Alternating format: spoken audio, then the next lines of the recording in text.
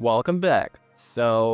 Tales of the Sheer, a long story about Lord of the Rings game, and thanks to the indie game development scene having become a massive on its own right over the last decade and a half of a genre as the cozy games has seen all kinds of experiences. As it currently stands, however, so the genre is largely dominated by two games, one from the major console making, and the other one is the indie title, so Animal Crossing and Stardew Valley respectively. With the Tales of the Sheer, a Lord of the Rings game, however, developer Weta Workshop has figured out an interesting twist of the formula, and its name might imply Tales of the Sheer, as Lord of the Rings makes use of the J.R.R. Tolkien Middle Earth as seen as read about the Lord of the Rings series and its setting. Well, the game takes place at the round same time as the Fellowship of the Ring starts, with Gandalf seemingly being on his way to Hobbiton to meet Frodo and Bilbo Baggins for the latter's birthday. As he travels throughout the Shire, Gandalf comes across the hobbit that seems to be taking a nap near the village of the Bywater, and that's where you come in. This napping hobbit is your character, and after some time spent in designing your player, Gandalf offers you a ride to the place you are going to start calling home, Bywater. When it comes to the overall story of the Tales of Shire, this is about it. There are a bunch of smaller stories that play out as you spend time among the various other hobbits that also call Bywater their homes. But otherwise, you don't really get any more narrative that would push you forward aside from the tutorial. In fact, there is so much of the narrative by the rest of the game at all, aside from few early bits that involve the Hobbit Bywater trying to figure out whenever or not Bywater qualifies as a village. Well, generally speaking, the narrative is only really there to start you off in your new idyllic village life. And aside from a few visits by the Hobbit Assessor that allows you to eventually upgrade your own house, there isn't much of a narrative string to pull you along. Well, rather, the generally related atmosphere, as well in the fact the Sheer largely feels like a vacation, are the key things that will likely make you play more. Ultimately, however, it comes down to whenever or not you actually enjoy gameplay in the Tales of the Shire. When it comes to the gameplay, just about everyday aspect, Tales of the Shire has been designed around its food system. Aside from interior decorating, every activity you partake is going to result in you either unlocking new recipes or getting your hands on more ingredients for all of them. This includes everything from foraging, fishing, farming, and you ever completing the quests. Even the social system fits into this. While you can give the villagers of Bywater various gifts to improve your relationship with them, most of your social interactions with your friends revolve around the meals. How it works is quite simple and intriguingly also quite hobbit-like. When you want to hang out with a couple of villagers, you can invite them to a shared meal that you can host at a venue of your choice. After an in-game day, the hobbits you invited by writing them a letter, mind you will have sent your letters to RSVP that then also tells you what kind of food they're in the mood for on that specifically day. It's then up to you against the ingredients and use the reliably complex cooking system to whip up a meal.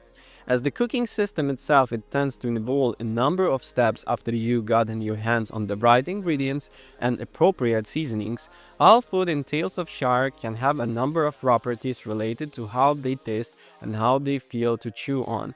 Depending on how you go about with various steps involved in cooking, from chopping up the vegetables to deciding on whether or not you try them before mixing them together in the bowl, will help define how smooth or chunky your dish will end up being. And similarly, the ingredients you use, be a specific fish or vegetable, along with your choice of seasonings, will help define how it will be taste, be it salty, bitter, spicy, or sweet. To throw an extra bit of complication over the fantastic way to become friends with the others, each NPC hobbit also tends to have dishes that they absolutely love. For example, the grumpy old hobbit that loves to fish absolutely wants fish cakes, When you invite them over for a shared meal, they might be in the mood for something salty or bitter. This will help you narrow down of what kind of fish would be ideal to use to make cakes for this hobby. As you become better friends with the Bywater community, you start to learn more and more about what they like and what they dislike. Thankfully, you don't have to keep all the things mesmerized either. There's a fairly robust journal that helps you to track your relationship with the other hobbits, as well as other things, like recipes for meals and how different ingredients might taste. To help you along with your endeavors in making new friends by cooking nice feasts for them, there are a few activities to partake in. Foraging is the simplest one. Butterflies you spot as you roam around Bywater will guide you to the different ingredients. These butterflies are cool-coded as well. Butterflies, for instance, will help you to find seasoning that you can forage for, like mustard flowers, while white butterpills will lead you to the mushrooms. Fishing and gardening, on the other hand, are a little bit more involved. So, fishing has a simple minigame involved requiring you to pull your fish line against and the fish you got on the hook while also relying on it and all before your line breaks. It's not particularly complicated fishing minigame and largely falls in line with the others of the genre. What makes the fishing more involved, however, it's the fact that kinds of fish you can catch and defined by number of the things, from time of the day to location on the map and even the weather. Gardening at face value just involves you to put down some seeds in a planter and remembering to water them once a day. Things to get a bit complicated when you start figuring out to raise your yields. However, aside from dealing with the plant, most of the plants you can grow tend to be seasonal. The plants you're growing can also be affected by other plants growing in the same planter. These effects can be positive or negative, depending on the seeds, and good use of mix-up crops tend to reward you with excellent yields. So all of these activities also have a few smaller stories that can be progressed throughout by joining various clubs associated with them throughout Bywater. As you progress throughout these clubs by completing simple objectives, you also start getting your hands on more advanced gear that can, for example, allow you to cook more complex dishes with more depth of flavor and more complicated textures. Clubs are, generally speaking, more excuses to bring you back to Tales of the Shrine.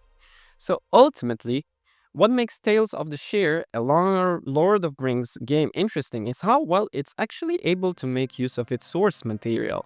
There's the understanding of life of Hobbit displayed in the game that is seldom really exploited outside of the opening chapters of the few Tolkien books and some of the appendices. An excellent example of this the fact that there is no spirit button in Tales of the Shire, but there is a merry skip button which allows you to frolic your way across Bywater without really getting any movement speed benefits. This generally encompasses what the game is ultimately about. Tales of the Shire isn't an objective-driven game, rather it's the game that you might want to visit every now and then to take a break from some of the heavier titles you might find yourself playing. What makes the game particularly great is there isn't really any time pressure to do anything aside from the just chill out and vacation the Shire. The game is particularly even more enjoyable if you're already a fan of Tolkien words. The only real downside here is there isn't so much to chew on when it comes to story. Well, you need a vacation for yourself. This is the Tales of the Shire is an excellent way to take a break between playing more intensive titles. While fans of the Tolkien war might find the gameplay to be interesting, there is nothing much to chew on it when it comes to the story. So yeah, thank you for watching. Don't forget to rate, comment, and subscribe. Peace, bye, cheers!